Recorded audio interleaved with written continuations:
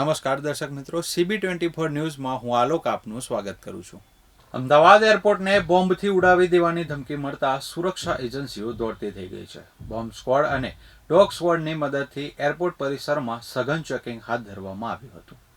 અમદાવાદ એરપોર્ટને ફરી એક વખત અજાણ્યા શખ્સે બોમ્બથી ઉડાવવાની ધમકી આપી હતી. આ શખ્સે ઈમેલ દ્વારા ધમકી આપીને જણાવ્યું હતું કે એરપોર્ટના લગેજ સેક્શનમાં બોમ્બ છે જે બ્લાસ્ટ થશે. ઈમેલ મળતા સુરક્ષા એજન્સીઓ દ્વારા તપાસ કરવામાં આવી હતી, પરંતુ કંઈ ન મળતા ખોટો મેસેજ જાહેર કરવામાં આવ્યો હતો. આ અંગે એરપોર્ટ સિક્યુરિટી દ્વારા એરપોર્ટ પોલીસ સ્ટેશનમાં ફરિયાદ નોંધાવવામાં આવી છે.